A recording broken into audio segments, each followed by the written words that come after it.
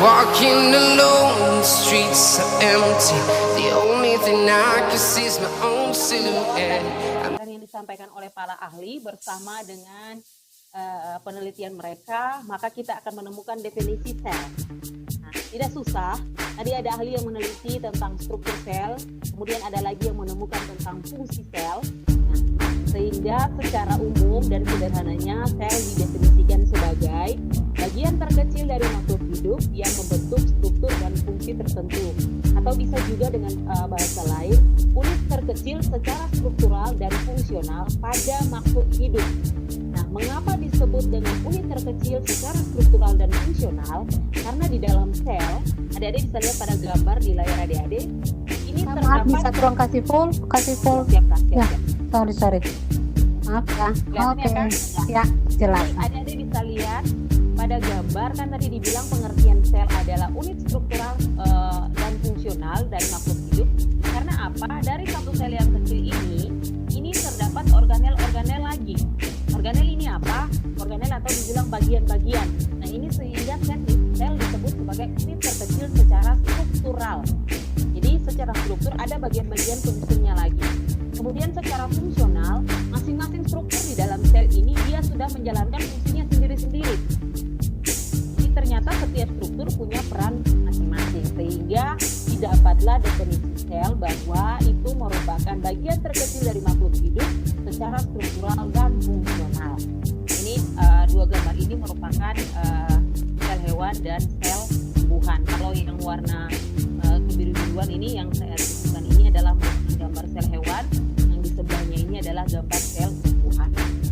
Nah, sel juga disebut sebagai tempat terselenggaranya fungsi kehidupan secara mikro. Artinya bahwa seluruh aktivitas yang tubuh kita lakukan, metabolisme yang tubuh kita lakukan, ternyata itu merupakan representasi dari kerja sel.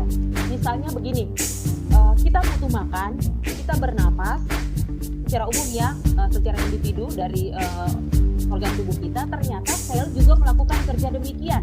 Kita membutuhkan asupan protein, sel juga ternyata melakukan kerja demikian.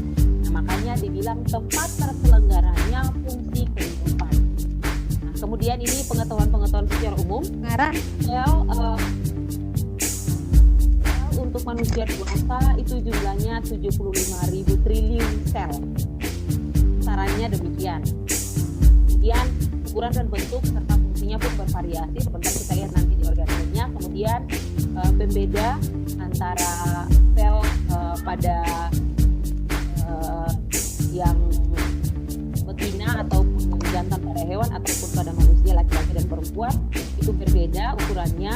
Kemudian kalau kita punya salah satu sel otot polos juga bervariasi ukurannya.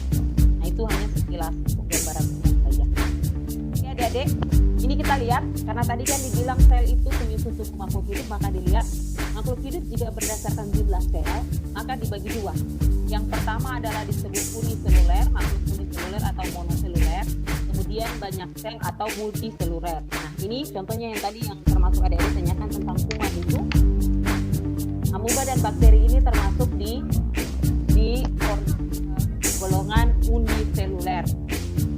Kemudian manusia, hewan, tumbuhan, ini hewan dalam hal ini hewan tingkat tinggi ya, dan kategori juga beberapa hewan tingkat rendah, pada beberapa filum itu juga yang termasuk dalam organisme multiseluler, artinya jumlah selnya banyak. Nah, kemudian sel berdasarkan ada tidaknya membran inti dikategorikan menjadi dua, yaitu sel prokariotik dan sel eukariotik. Apa itu sel prokariotik? Sel prokariotik ini sel yang belum memiliki membran inti. Kemudian sel eukariotik ini sel yang sudah memiliki membran inti. Jadi kita manusia termasuk dengan sel tubuh kita termasuk sel eukariotik karena sudah memiliki membran inti.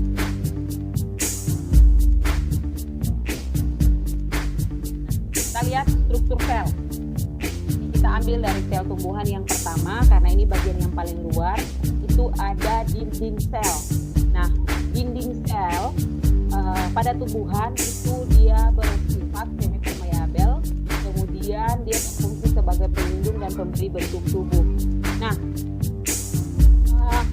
kalau dinding sel pada tumbuhan dia cenderung bersifat kaku. Makanya adik-adik lihat mengapa tumbuhan dia tidak bisa bergerak leluasa seperti hewan dan manusia. Karena hewan dan manusia tidak punya dinding sel, hanya punya membran sel, jadi bisa membuatnya leluasa untuk bergerak. Kalau dinding sel ini sendiri dia sudah kaku, jadi tidak bisa membuat gerakan pada tumbuhan selain gerakan pasif, yaitu bertumbuh.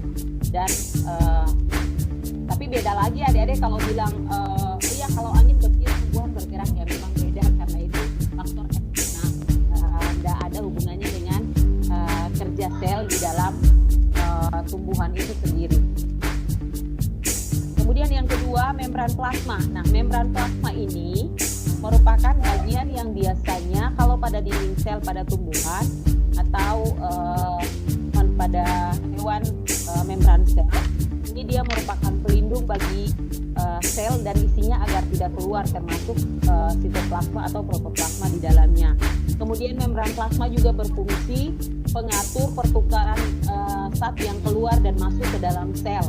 Kemudian sifat membran plasma juga sama, seleksi permeabel, yaitu dia bisa menyeleksi zat yang boleh keluar ataupun masuk ke dalam sel. Membran plasma ini kalau dilihat adik-adik bisa membayangkannya strukturnya seperti adik-adik kalau makan telur rebus, kemudian ketika dikupas itu ada seperti selaput bening. Nah, kira-kira seperti itu membran plasma, tapi ukurannya bahkan lebih tipis lagi. Itu membran plasma. Atau biasanya pada tumbuhan-tumbuhan tertentu kalau kita kupas kulitnya sebelum menemukan kartu, ada biasanya ditemukan selaput-selaput yang tipis. Nah, seperti itu membran plasma. Itu dia tersusun atas karbohidrat, protein, dan lemak. Jadi memang agak kompleks, makanya sifatnya di atas adalah selektif permeabel. Seperti ini ya. Seperti ini gambaran atau struktur yang menyusun membran plasma. Ada berupa glikoprotein. Kemudian ini mengikat molekul sel tetangga, artinya bahwa dia menjaga hubungan kekerabatan, misal seperti itu dengan sel yang berada di dekatnya. Kemudian ada bagian kepala tersusun dari fosfat, sifatnya juga hidrofilik, artinya dia selektif terhadap lemak ataupun zat-zat yang lain untuk masuk. Kemudian ada eksos, sama juga tersusun dari lipid. Kemudian ada bagian tertentu yang disebut protein integral, yaitu protein yang terbenam. Kemudian ada protein periferal. Nah, kalau ini strukturnya ya untuk yang sampai di bawah ini. Jadi satu lapisan yang tipis itu ternyata penyusunnya ada lebih dari satu senyawa penyusun atau ada lebih dari satu molekul penyusun, karena dengan sifatnya tadi yang selektif permeabel.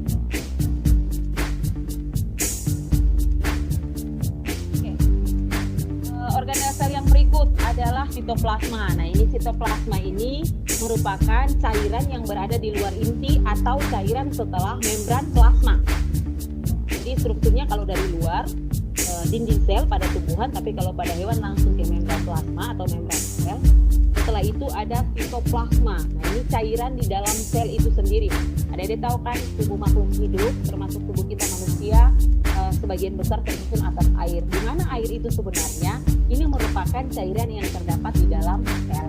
Nanti sebentar ada hubungannya mengapa kita sangat merasa gerah, kita seperti merasa kehilangan tenaga jika berada pada situasi saat dirasa kekurangan cairan seperti itu. Nah, ternyata ini ada hubungannya dengan sitoplasma ini, karena memang sitoplasma inilah yang menjadi dasar tidaknya atau benar adanya manusia mengalami yang namanya dehidrasi karena cairan ini. Nah, jadi dia berada di luar inti, artinya setelah membran plasma, kemudian terdiri atas air dan zat-zat yang terlarut, serta terdapat berbagai macam organel sel kehidupan. Jadi dia ibarat rumah untuk atau semacam kompleks untuk organel-organel sel itu hidup. Nah, organel apa saja yang kira-kira terdapat di dalam retikulum endoplasma, di dalam sitoplasma ini. Kita lihat yang pertama adalah retikulum endoplasma. Nah, adik-adik lihat, biasanya disingkat RE ya. Yang belajar biologi pasti paham. Retikulum endoplasma ini bentuknya sudah pembesaran sekian ribu kali seperti ini. Retikulum endoplasma ini dia berupa saluran-saluran yang dibentuk oleh membran retikulum endoplasma. Jadi dia ibarat kumpulan membran retikulum endoplasma. Nah, ini adik-adik bisa lihat, ini gambarannya. Kumpulannya berupa saluran yang kemudian berlipit-lipit. Nah, ini seperti ada rongga. Ini seperti inilah struktur retikulum endoplasma. Nah, ternyata retikulum endoplasma ini ada dua. Nah, terdiri dari retikulum endoplasma kasar dan retikulum endoplasma halus. Nah, apa bedanya retikulum endoplasma kasar dan retikulum endoplasma halus? Retikulum endoplasma kasar ini karena dia terdapat atau sebagai tempat melekatnya ribosom. Nanti sebentar organel ribosom kita bahas lagi. Ada dia satu organel memang yang spesifik juga pada sel. Kemudian retikulum endoplasma halus dan kemudian fungsinya saya lanjutkan sekalian. Karena terdapat ribosom pada retikulum endoplasma kasar ini sehingga fungsinya sebagai tempat sintesis protein. Nah, kemudian retikulum endoplasma halus sendiri dia tidak terdapat ribosom. Nah, karena tidak terdapat ribosom maka fungsinya beda dengan retikulum endoplasma kasar. Jadi ibarat satu struktur tapi karena ada organel lain yang menempel sehingga menyebabkan fungsinya pun berbeda. Yaitu karena tidak terdapat ribosom maka retikulum endoplasma halus ini dia berfungsi sebagai sintesis lipid. Lipid atau lemak ya adik-adik ya. Nah, seperti itu untuk retikulum endoplasma. Nah, kemudian, ini kita lihat ribosom. Nah, tadi sudah dibahas ribosom ternyata dia melekat pada retikulum endoplasma kasar. Nah, seperti ini strukturnya. Adik-adik, ribosom sendiri dia merupakan dapur selain tadi retikulum endoplasma karena memang ribosom yang nempel, tapi dia sebenarnya dapur sesungguhnya tempat sintesis protein. Mengapa? Karena di sana terdapat unit yang kaya akan RNA. Jadi ibarat ada blok-blok terdapatnya RNA. Kita tahu di mana dalam sintesis protein kan nanti dibentuk dari RNA kemudian menjadi DNA, kemudian baru dia membentuk DNA template untuk menyalin dan seterusnya mengcopy membentuk protein-protein yang lain. Nah, ikatan-ikatan seperti ini sehingga menyebabkan ribosom tadi walaupun dia tidak dia dapurnya tapi dia memang melekat pada retikulum endoplasma sehingga dalam hal ini RE yang kasar tadi sehingga keduanya menjalankan peran yang sama. Artinya dia tidak bisa dipisahkan dari RE tadi. Nah, kemudian dia terdapat bebas di dalam sitoplasma. Jadi ibarat di mana ada sitoplasma dan kemudian RE di situ ada ribosom. Bayangkan adik-adik tahu bisa bayangkan dari organel baru dua ini saja retikulum endoplasma dan kemudian ribosom ini saja adik-adik sudah bisa bayangkan bagaimana sih sebenarnya struktur sel kita yang ukuran tadinya sangat kecil tapi menjalankan fungsi yang begitu kompleks. Nah, ukurannya saja untuk ribosom ini diperkirakan 20 nanometer. Adik-adik kalau 20 nanometer ini kita bawa ke meter sudah 10 pangkat min 9. Min 9 apa min 12 ya karena nano dan mikro malah nano lebih kecil dari mikro ya. Nah, di dalamnya terdapat 65% RNA yaitu rRNA atau RNA persiapan atau disebut ribonukleoprotein atau RNP. Nah, sebenarnya ya agak menyambung ya. Nah ini adik-adik lihat. Makanya tadi dibilang sebagai dapur, fungsi organel ini menerjemahkan mRNA untuk membentuk rantai polipeptida. Nah, rantai polipeptida ini kan protein. Kita tahu protein itu kan kalau sudah jadi protein berarti itu satu ikatan yang kompleks. Mengapa? Karena dia akan disusun oleh sekian banyak asam amino. Nah, dalam kehidupan ada 21 macam asam amino yang esensial. Nanti dia menyatu, kemudian membentuk satu senyawa organik yang kompleks yang disebut protein. Nah, ini peran dari ribosom ini mengambil peran di sini. Nah, jadi dia kemudian akan menggunakan asam amino yang dibawa oleh tRNA pada proses translasi, kemudian nanti disalin untuk membentuk yang namanya rantai polipeptida. Seperti ini adik-adik ya. Oke, itu untuk yang tadi ribosom selesai. Sekarang mitokondria. Nah, adik-adik tahu mitokondria ini simpelnya begini. Yang tadi kakak sudah jelaskan, tubuh kita secara umum melakukan satu aktivitas, berarti sel juga melakukan hal yang sama. Nah, misalnya tubuh bernapas, maka sel juga bernapas. Ternyata organel yang berperan di dalam pernapasan sel itu namanya mitokondria. Ini adik-adik lihat. Kalau kita belajar konsep enzim dan metabolisme, khususnya untuk respirasi anaerob, yaitu pada proses glikolisis kemudian dilanjutkan dengan siklus Krebs. Nah, ini organel ini mengambil peran paling besar. Mengapa?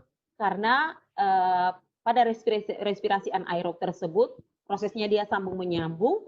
Nah, untuk membentuk asam pirufat, ini mitokondria yang punya peran. Dan memang di dalam sel kita mitokondria punya peran itu untuk menghasilkan ATP. ATP ini adalah adenosin trifosfat. Ini sebenarnya senyawa esensi yang berperan dalam menghasilkan energi untuk kita punya tubuh. Nah, jadi adik-adik coba lihat, ini struktur untuk mitokondria digambarkan dia punya membran rangkap. Nah, ini ada bagian yang coklat tua di bagian luar, kemudian di bagian dalam yang agak muda. Nah, ini ada dijelaskan inner membran, kemudian outer membran. Nah, jadi di antara kedua membran itu terdapat juga ruang membran. Nah, tapi bentuknya berlekuk-lekuk seperti kristal yang berfungsi untuk memperluas bidang permukaan. Tujuannya apa? Agar proses penyerapan oksigen dan pembentukan energi lebih efektif. Jadi selain ribosom tadi yang berfungsi sebagai tempat esensi untuk memproduksi protein, ternyata mitokondria juga punya peran yang sama penting. Jadi nggak bisa diabaikan satu penting satu tidak. Semuanya sama penting karena masing-masing menjalankan perannya. Nah, jadi fungsinya ini, fungsi yang lekuk-lekukannya ini untuk memperluas istilahnya luas penampangnya. Untuk apa? Penyerapan oksigen itu lebih banyak, kemudian pembentukan energi itu lebih efektif. Nah, kemudian dilihat pada bagian membran terdapat enzim ATP sintase. Kita tahu kalau dalam penamaan enzim apa yang enzim biasanya diakhiri dengan AC, kemudian akan diikuti namanya itu dengan organ atau zat yang akan disintesis. Nah, jadi di sini pada membrannya terdapat enzim ATP sintase. Nah, fungsinya untuk apa? Sebentar dia berperan dalam sintesis ATP. Makanya namanya kan memang ATP sintase. Itu pada bagian pertama kan, pertama sekali kakak ingat waktu sajian Sapa DRB ini yang kakak bawakan tentang khusus tentang enzim. Nah, metabolismenya belum masuk karena memang itu konsepnya sangat, kalau bagi kakak dia level kognitifnya sudah sangat tinggi. Jadi C4 di atas sudah menganalisa seterusnya. Karena kalau kita lihat dalam kurikulum SMA, itu metabolisme itu dibahas pada kelas 12. Tapi hari ini adik-adik di SMK patut berbangga bahwa walaupun masih kelas 10, tapi pelajari tentang konsep itu. Itu artinya bahwa adik-adik kakak yakin punya level kognitif juga yang tinggi. Nah, kita lanjut ya. Nah, ini tadi fungsi mitokondria adalah tempat respirasi aerob. Nah, jadi sebenarnya dia menyambung dari proses glikolisis yang menghasilkan ATP. Kemudian nanti dari glikolisis bukan ATP, asam pirufat, tetap dihasilkan ATP dari setiap respirasi aerob. Kita tahu respirasi aerob itu ada glikolisis, kemudian siklus Krebs, kemudian ada transport elektron, kemudian ada satu lagi, tiga itu yang respirasi aerob, dan memang setiap prosesnya itu adalah menghasilkan ATP. Tapi yang paling besar perannya itu adalah pada siklus Krebs karena dia mengubah asam pirufat secara utuh, dan ini terjadi di dalam mitokondria tubuh kita. Oke adik-adik ya, kita lanjut. Nah, apalagi organel sel yang lain? Nah, ini ada organel sel yang namanya lisosom. Nah, kalau lisosom ini ukurannya sangat kecil. Ini dia fungsinya, bentuknya itu bulat-bulat kecil saja. Fungsinya itu untuk pencerna. Isinya hanya berupa enzim pencerna yang berfungsi untuk pencernaan intrasel. Makanya tadi adik-adik kenapa kakak selalu tekankan bahwa yang kita lakukan secara utuh dalam satu kehidupan secara individu itu sebenarnya representasi dari hal yang sudah dilakukan atau pekerjaan yang sudah dilakukan oleh sel. Karena di lisosom terjadi juga proses pencernaan. Nah, kemudian ada satu organel lagi yang disebut aparatus Golgi atau sering juga dibilang badan Golgi. Ini biologi banyak istilahnya ya adik-adik, banyak atau-ataunya. Tapi fungsinya sama, hanya saja biasanya ini untuk menghargai atau menggabungkan ide-ide yang dikemukakan oleh para ahli. Jadi aparatus Golgi atau badan Golgi ini dia berupa kantung-kantung pipi, ini rata-rata sama ya, hampir-hampir mirip sebenarnya antara yang tadi RE, kemudian yang bentuknya berlekuk-lekuk, sama juga dengan membran pada mitokondria. Nah, aparatus Golgi juga hampir mirip, tapi fungsinya beda adik-adik. Nah, aparatus Golgi ini juga berupa tumpukan kantung-kantung pipi. Dia berfungsi untuk sintesis dari sekret. Nah, sekret ini seperti getah untuk pencernaan, ini ditemukan pada sel-sel kelenjar. Misalnya kita punya pankreas untuk produksi insulin. Nah, seperti itu. Kemudian membentuk protein dan asam inti. Nah, kemudian membentuk dinding dan membran sel. Jadi dua-duanya ada pada hewan dan tumbuhan.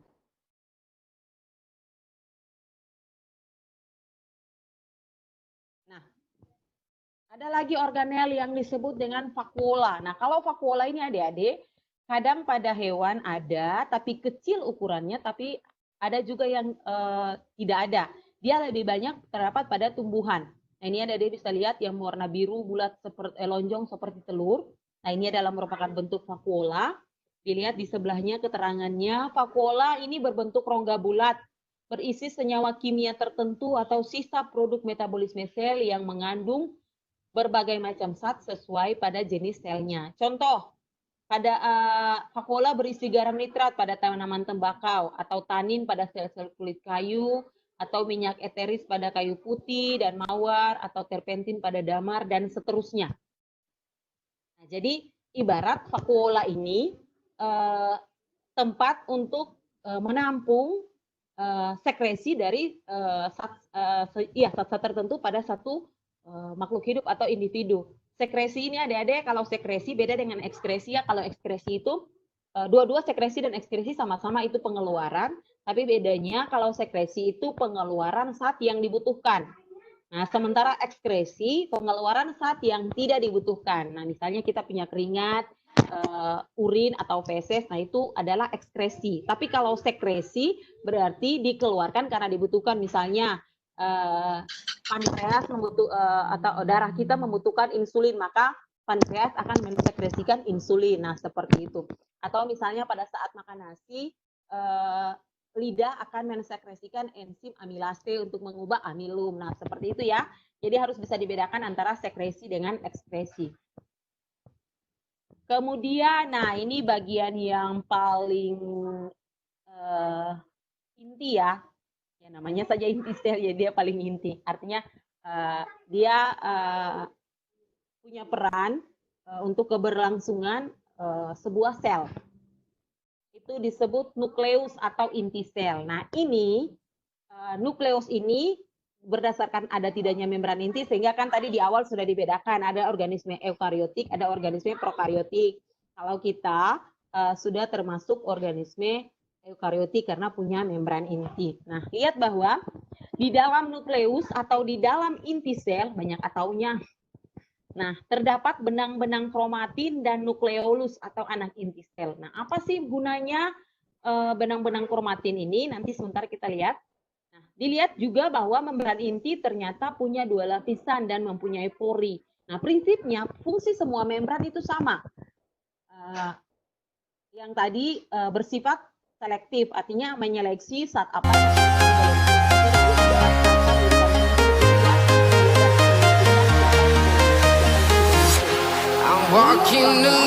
Benang-benang kromatin ini akan memendek, ini bagian dari inti sel ya, akan memendek pada waktu proses pembelahan sel membentuk kromosom. Nah, nukleus berfungsi untuk mengatur kerja aktivitas yang terjadi di dalam sel. Jadi kerja ribosom, kerja RE, kerja aparatus Golgi, kerja retikulum mitokondria, itu diatur atau dikomando oleh nukleus. Jadi ibarat nukleus inilah sebagai otak. Kalau kita kan sistem saraf, terutama sistem saraf pusat sebagai pusat pengendali aktivitas tubuh kita, maka di dalam sel itu dikendalikan. Jadi istilahnya otaknya adalah nukleus. Nah, seperti itu ya, sehingga dia disebut bagian inti.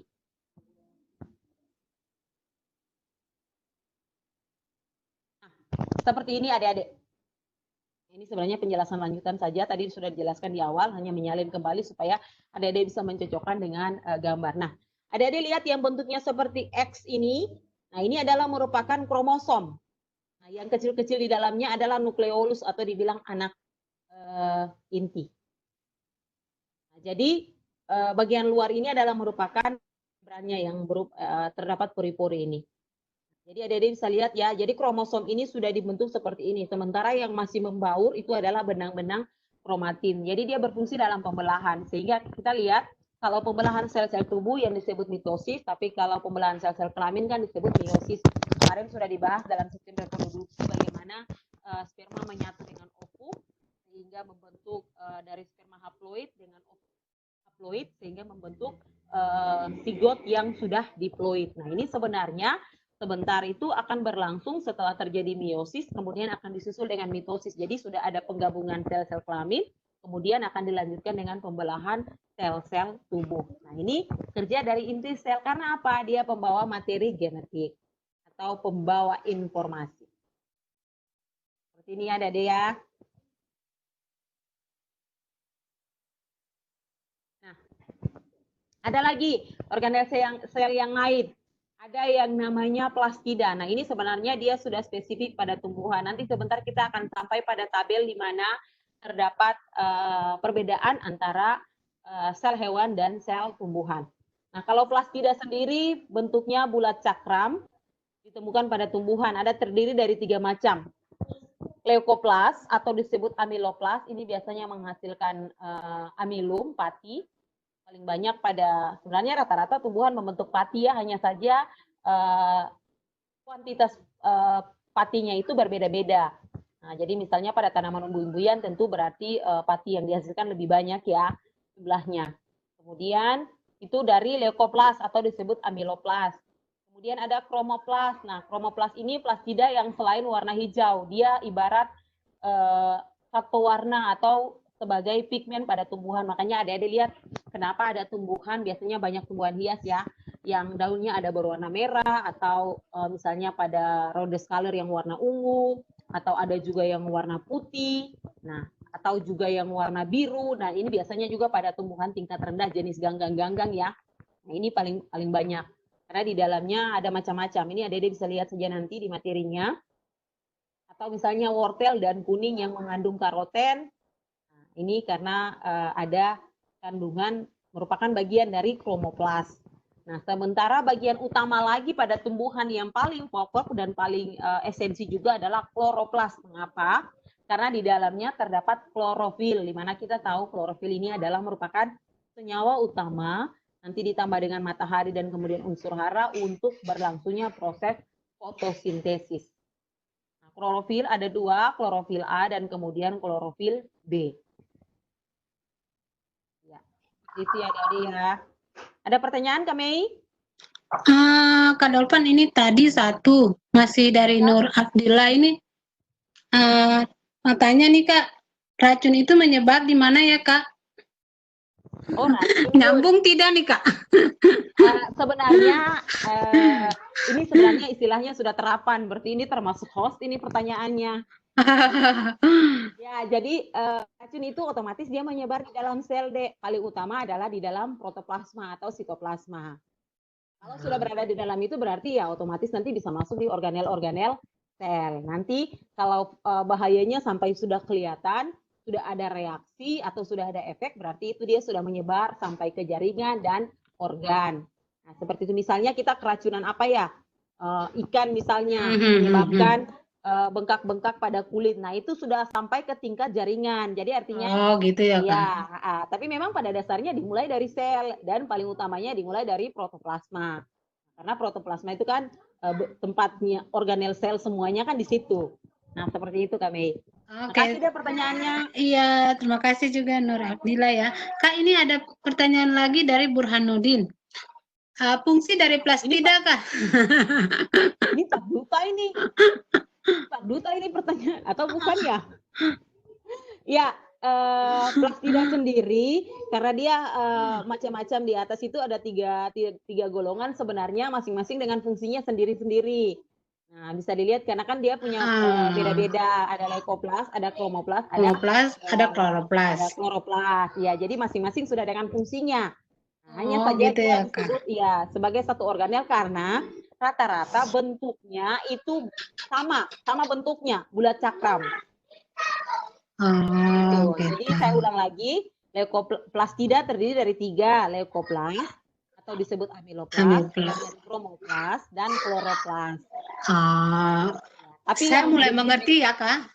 Ya. Saya mulai mengerti karena selama ini yang kita tahu kloroplast itu kan cuma saat hijau daun, ternyata ada juga kromoplast dan leukoplast. Dan itu semua plastida. Terbentuknya di plastida. Oke. Seperti itu. Boleh dilanjutkan Kak? Iya Kak, sisa waktunya 4 menit Kak untuk presentasi materi. Masih banyak lagi ya Kak? Enggak, ini enggak banyak. Oke, disilakan. Nah, ini perbedaan antara organel sel yang terdapat pada hewan dan tumbuhan. Nah, ini satu sentriol ada pada hewan, tumbuhan. Sentriol ini biasanya organel penyangga yang memberi bentuk misalnya pada otot kita. Kemudian dinding sel tadi jelas, hewan ada, tidak ada, tumbuhan ada. Kemudian plastida jelas pada hewan tidak ada, tumbuhan ada. Oke, kemudian bentar ini kok dia nggak mau. Ya, nah ini penjelasannya. Nah, sentriol ini, nah ini berperan dalam itu tadi yang penyangga tubuh kita yang pembentukan untuk pemisahan kromosom pada pembelahan sel. Nah, dinding sel itu tadi sudah dijelaskan ya, banyak ya.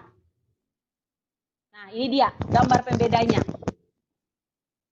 Gambar pembedanya ya.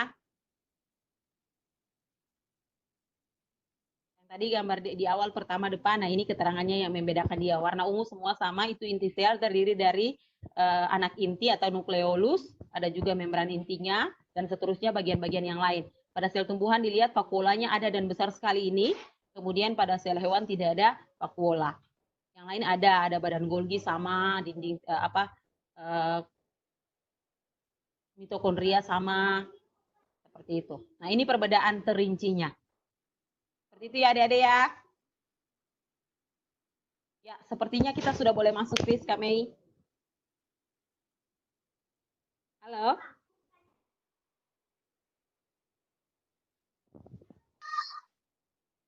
Adik-adik sudah siap atau mau tanya lagi? Ada pertanyaan lagi? Ini Kak Dolpan, waktu lihat ini perbedaan sel tumbuhan sama sel hewan, seingat saya sih, untuk lebih lengkapnya juga itu ada di AR Rumah Belajar tuh Kak. Iya, ada Kak, ada sel tumbuhan. Iya, ada itu. Jadi kalau supaya lebih jelas, sel tumbuhannya gimana, sel hewannya gimana, silakan aja download AR Rumah Belajar di Play Store. Ya. Oke ya adik-adik. Kalau kita tidak ada pertanyaan lagi, kita siap-siap ya untuk masuk dalam sesi kuis Ki Hajar. Di sini semuanya. Ini Kak Dolpan, ini ada jumlah partisipan, ini ada 50 loh. Oh my God. Jadi sudah menang tadi nggak boleh ikut, tapi nggak bisa menang lagi ya. Oh iya. Untuk yang tadi sesi yang pertama itu tidak bisa ikut ya, kalaupun menang berarti dianggap diskualifikasi ya Kak Dolpan. Benar. Iya Kak, benar. Ya, Kak Dolpan mungkin aturannya dulu Kak, untuk cara penulisannya biar nanti ada kesalahan gitu Kak. Ini cara penulisannya, tulis nanti kuis Ki Hajar. Jadi kuis Ki Hajar 1, kemudian jawabannya apa sama dengan jawabannya apa. Oke. Semuanya huruf besar ya Kak? Ya, nanti ada keterangan di bawah soal nanti Kak, nanti muncul. Oke, di-share dulu Kak biar. Yang paling cepat jawab ya Kak. Oke, siap. Waktunya berapa ya Kak? 1 menit apa 2 menit apa gimana Kak? Pokoknya soalnya keluar yang paling cepat jawab ya, itu yang kita ambil sebagai pemenang. Kecuali yang tadi ya, yang tadi sudah menang berarti enggak ya. Ya. Jangan lupa tujuannya all panelis ya, adik-adik. Jawabnya di kolom chat, chatnya all panelis. Kamei, sorry, jangan lupa screenshot. Udah siap, mantap. Siap. Udah. Oke, adik-adik sudah siap? Kita boleh mulai ya. Jeng. Oke. Ya.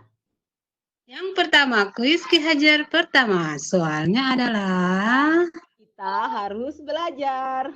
Ya. Bentar adik-adik ini sepertinya dia nggak mau ada pemenang ini. Oke. Hasil pengamatan. Nah, sorry. Nah, ini.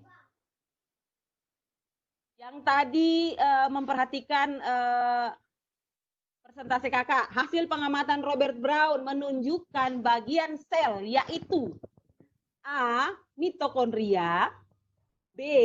Nukleus, C. Protoplasma, D. Sitoplasma, atau E. Dinding sel. Kali ini opsinya bertambah siswa SMK loh. Iya, jadi harus 5. Boleh sampai D. Harus tulis kuis Ki Hajar 1 sama dengan apa? Sudah ada yang menjawab. Contoh. Kami sudah ada yang menjawab. Arif Maulana.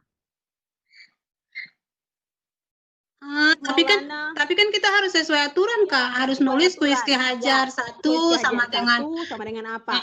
Berarti harus ini tulis Hasan Kamil.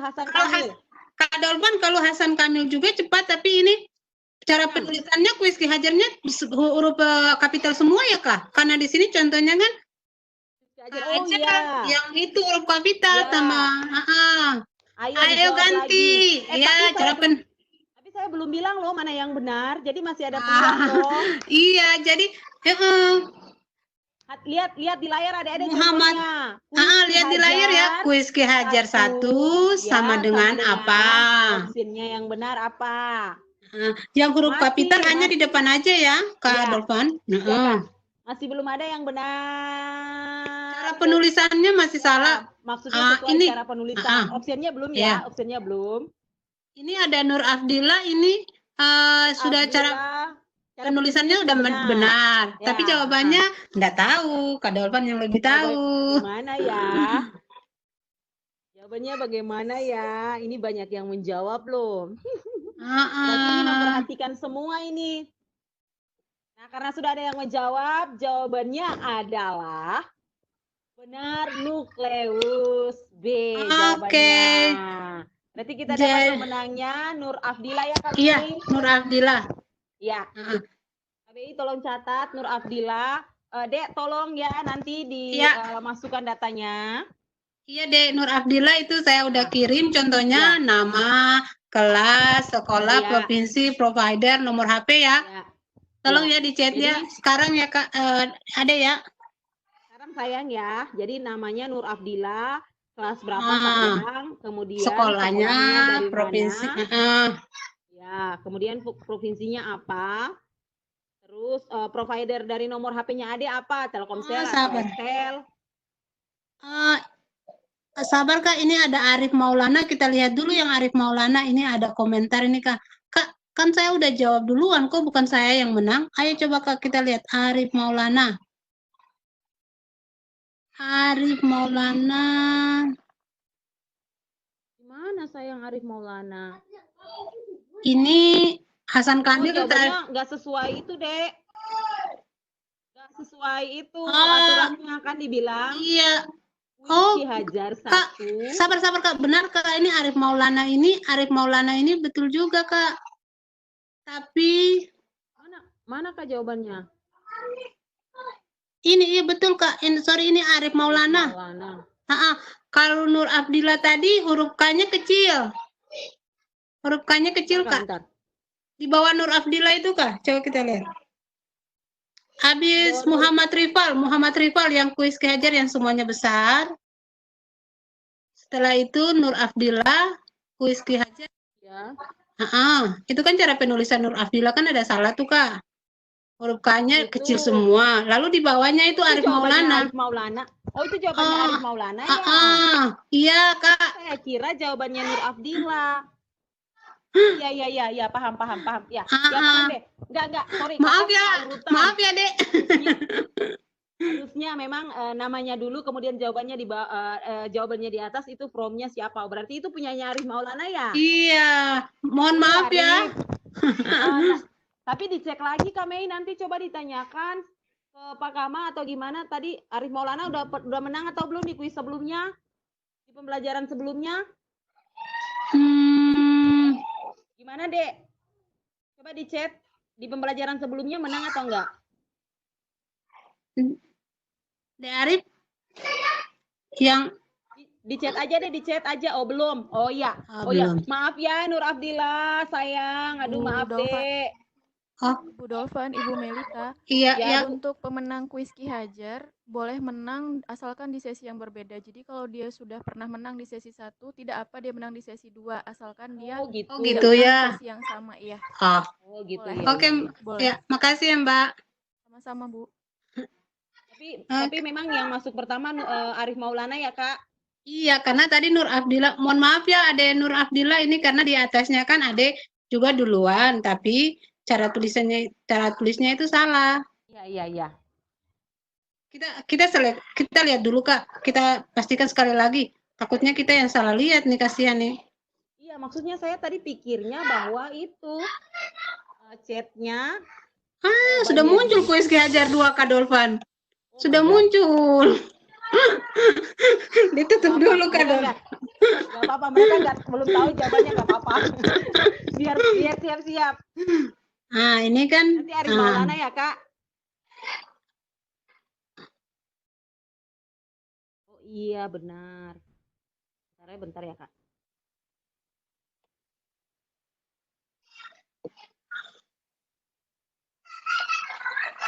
Ya, kalau gitu coba Arif Maulana kirim namamu ya. Minta tolong nama, kelas, sekolah, provinsi, provider, nomor HP ya. Ada contohnya itu yang saya kirimkan. Tolong ya, Dek. Di chat.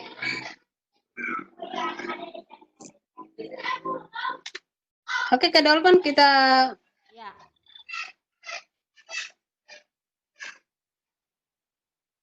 Oke, kita lanjut ya. Yang kedua, tadi udah bocor soalnya, tapi jawabannya belum bocor ya. Oke. Nah, pernyataan yang benar tentang struktur dan fungsi retikulum endoplasma. A. RE kasar memproduksi protein. B. RE halus memproduksi protein. C. RE kasar memproduksi lipid. D. RE halus terdapat ribosom. E. RE kasar tidak terdapat ribosom. The answer is, jangan lupa formatnya.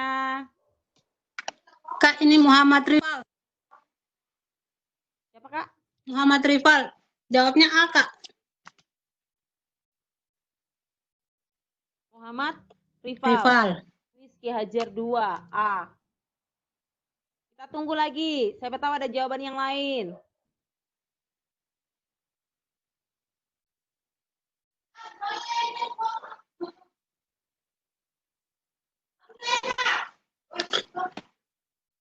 Ayo yang lain. Oh, Kak Dolvan ternyata Arif Maulana dari Jambi. Oh gitu. SMK Negeri 10 Sarolangun, Provinsi Jambi.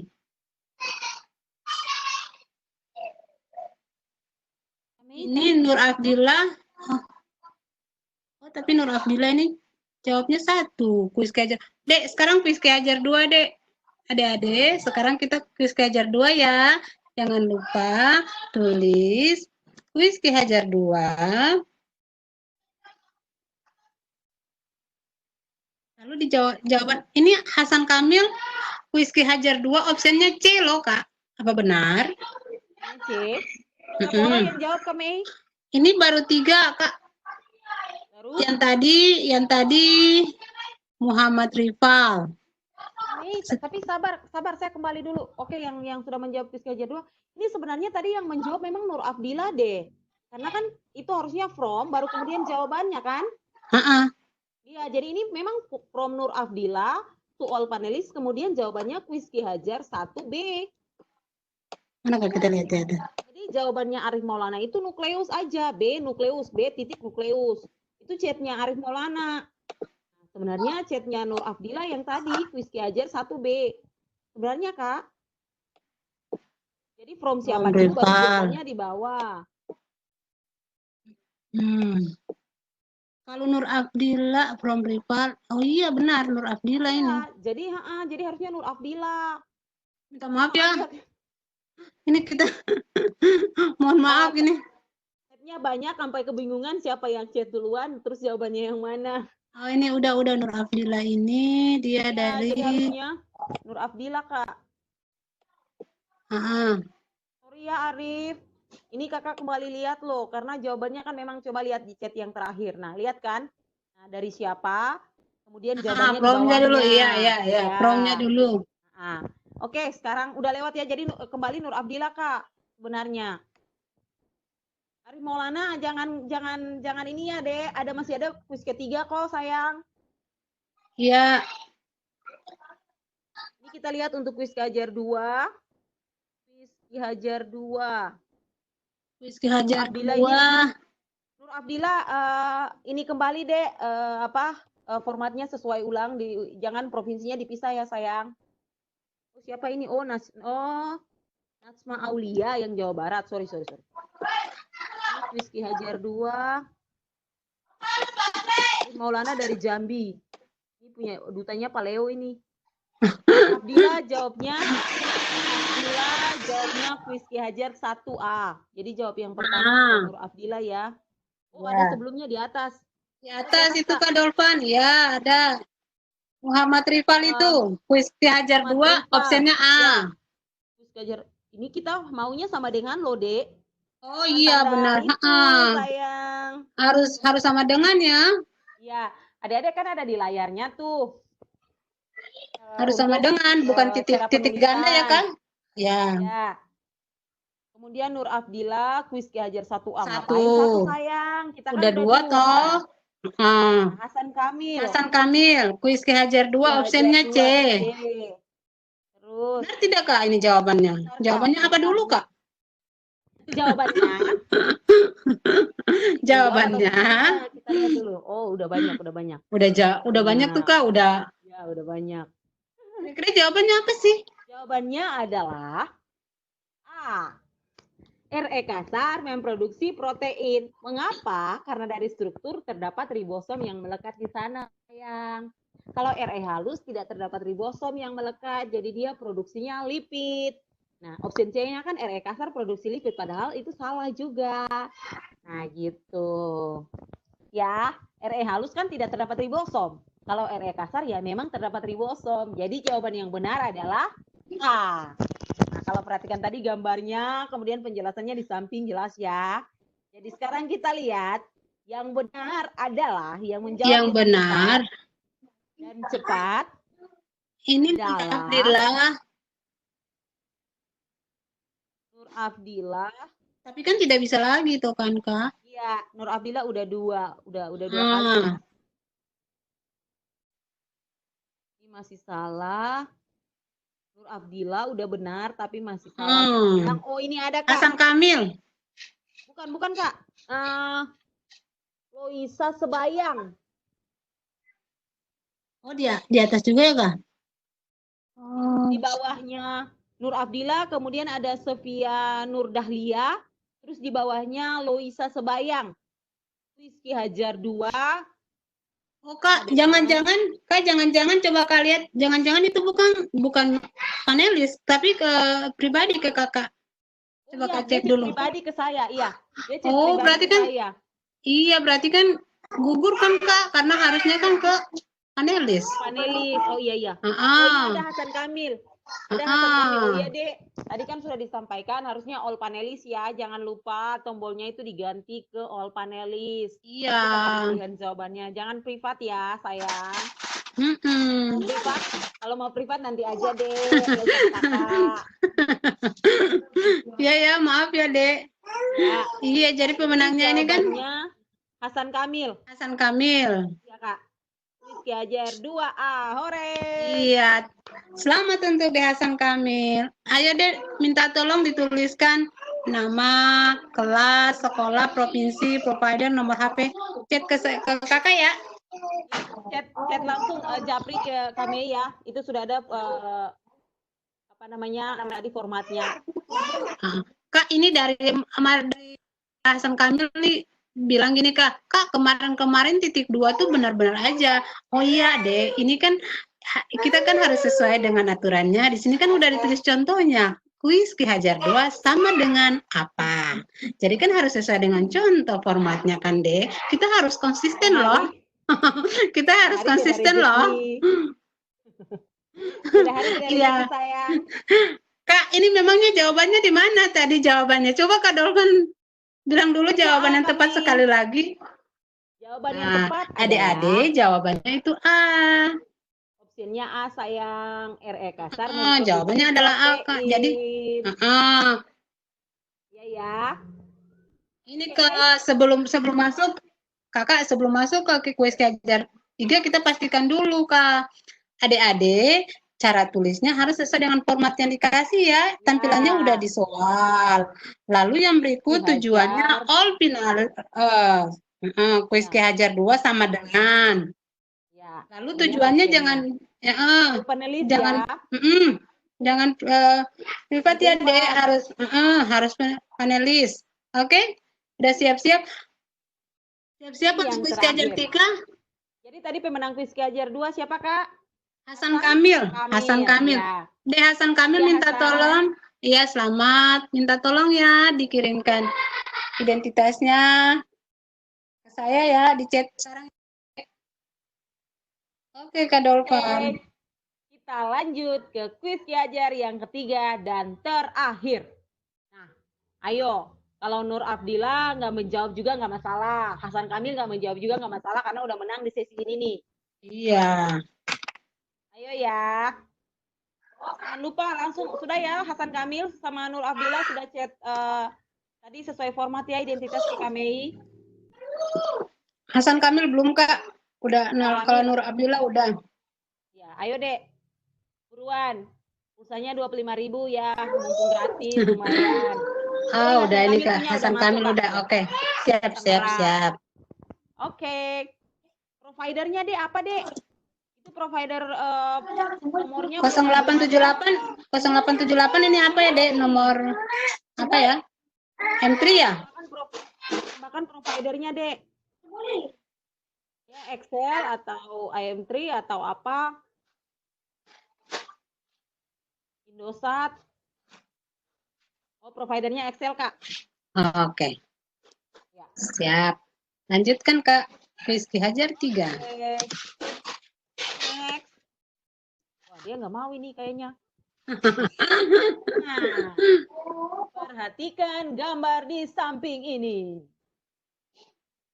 Gambar di samping menunjukkan struktur sel hewan dan sel tumbuhan. Nah, tentu jadi sudah tahu ya yang mana sel hewan, yang mana sel tumbuhan. Tadi kan Kakak sudah jelaskan. Nah, nukleus, jadi lihat, nukleus ditunjukkan oleh gambar nomor berapa. Nah, ini maksud dari yang di opsinya A1, BD8 artinya bahwa di gambar A itu di nomor 1, di gambar B di nomor 8. Ini organel sel yang sama ya. Ini pada sel hewan dan sel tumbuhan. Nah, sekarang adik-adik lihat. Nukleus terdapat pada opsi apa? A itu gambar A1 dan B8. Opsi B gambar A4 dan B4. Opsi C gambar A7 dan B9. Opsi D gambar A3 dan B3. Opsi E gambar A6 dan B6. A6, B. Nukleus, ingat ya adik-adik jangan salah. Nukleus. Ya, ini udah udah banyak yang jawab nih Kak. Wah. Waduh. Muhammad Amrullah. Oh, ini cara tulisnya salah deh. Huruf depannya harus besar huruf kapital. Kuis terus hanya Ya, kapital. Adik-adik lihat Jangan salah ya. Cluenya kuis Ki Hajar. Kata depannya semua huruf kapital. Kemudian diikuti nomor, tanda sama dengan, kemudian option. Muhammad Amrullah. Salah. Tulisannya masih salah. Arya Nur. Sudah benar ini, penulisannya. Nanti kita optionnya lihat ya jawaban yang benar berapa. Tapi Arif Maulana. Arif Maulana salah tuh, Dek. Cara tulisnya.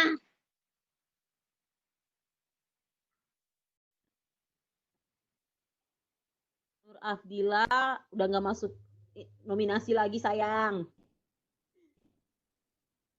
Kemudian Muhammad Amirullah, Anggi Amelia, formatnya masih salah deh, harusnya kuis Ki Hajar 3, opsinya apa? Ya. Arif Maulana juga ini masih salah cara penulisannya.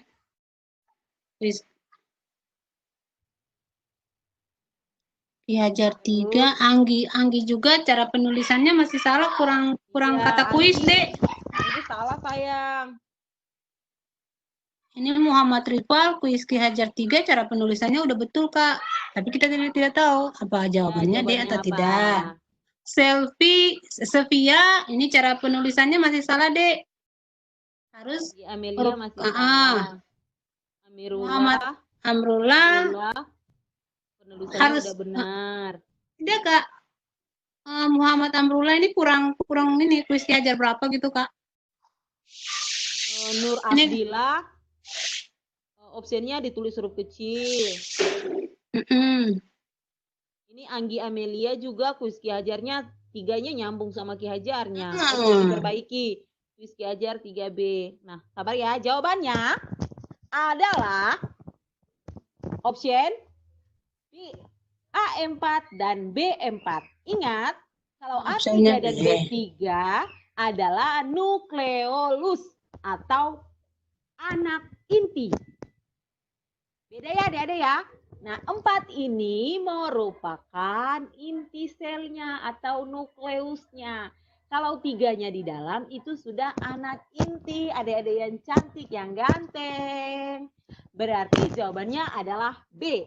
Maka kami dari jawaban yang masuk, yang menang adalah Anggi Amelia. Anggi Amelia yang kalau yang bagian bawah sekali, ada udah bawah sekali. Ya? Oh, udah perbaiki. Karena di atasnya salah tuh, Kak. Iya, salah. Anggi Amelia. Mana, Kak? Mungkin itu privat, Kak. Tidak ada di Enggak, all panelis, Kak. Dia di atasnya Luisa Sobayang. Di atasnya Luisa Sobayang. Di bawahnya Arif Maulana. Iya. Arif Maulana, iya, betul. Kok jawabnya A? Iya, benar Anggi. Anggi Amelia.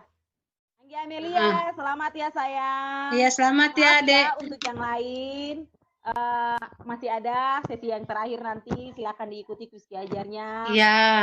Tetap semangat ya. Harus semangat ikuti sajian sama DRB karena nggak ada tugasnya loh adik-adik, malah dapat hadiah lagi, bonus loh. Ayo deh Anggi Amelia, minta tolong ya di chat nama, kelas, sekolah, provinsi, provider, nomor HP ya.